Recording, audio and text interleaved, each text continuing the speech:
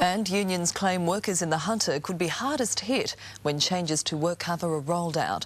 More than 1,000 manufacturing sector employees rallied in Newcastle today, labelling the move devastating. Here in the Hunter, blood is boiling.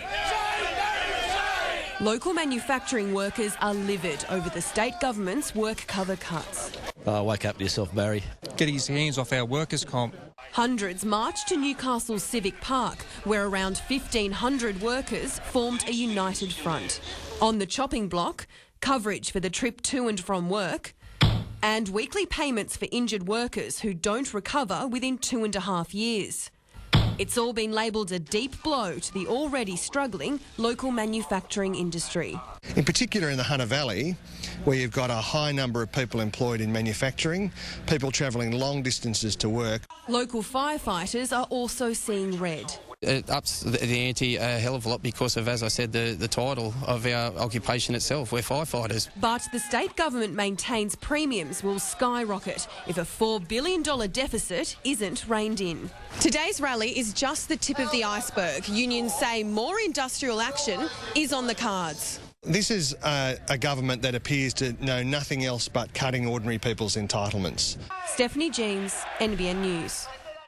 Journalists at the Newcastle Herald and the Illawarra Mercury held stop-work meetings behind closed doors this afternoon. They discussed Fairfax's plan to send 66 production jobs to New Zealand, with Media Alliance representatives trying to ensure all staff were up to date on the latest developments. It all comes after the media giant yesterday rejected an alternative plan presented by the union. Fairfax will call for voluntary redundancies tomorrow. Muswellbrook Council has knocked back Orica's bid to establish a chemical storage facility on the old Rosemount Winery site near Denman. Councillors last night voted unanimously to reject the plan to store ammonium nitrate there, a substance used in explosives for the mining industry. Council cited concerns over the impact of the proposed development on existing land uses, such as agriculture, tourism and the horse and wine industries.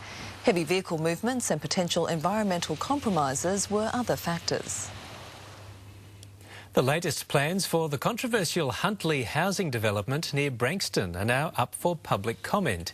It comes after the developer was asked to provide the planning department with potential contaminated land and Aboriginal heritage information as part of its application. The plan proposes 7,500 new homes with the capacity to accommodate 20,000 people. It also includes 200 hectares for business development and more than 600 hectares of conservation land. The Lord Mayor has poured cold water on fears the recent wild weather could be impacting on Newcastle's iconic ocean baths.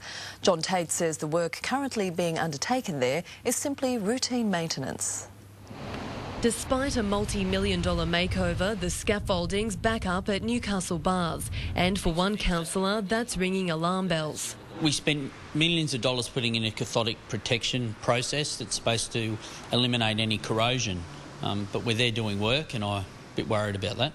But Lord Mayor John Tate says there's nothing to be concerned about. The cathodic protection that was installed some years ago requires regular maintenance, and that's what's been happening. While the baths may look impressive from the outside, inside it's a different story. The northern end of the site, which was slated for a restaurant, remains untouched, and that's something both the Lord Mayor and Councillor Buman want changed.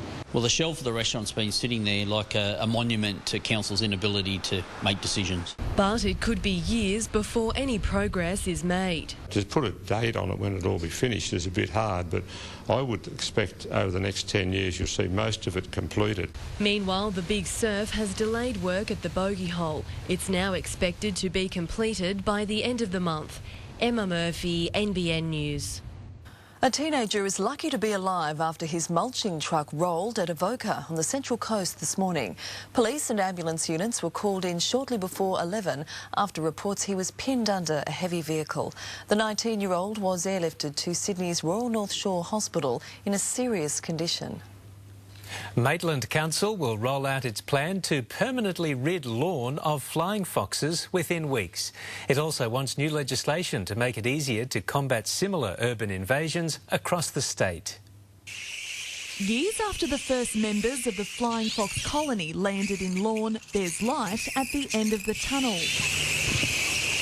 Midland Council plans to first modify the bat's habitat. Things like removing the crown from trees but not removing the tree completely, lopping branches off trees to create a buffer between adjoining residential properties and habitat.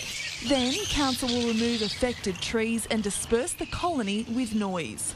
It's similar to a trial underway at Sydney's Botanic Gardens. But getting rid of the bats has been anything but child's play. Council says state rules and regulations have taken time and money.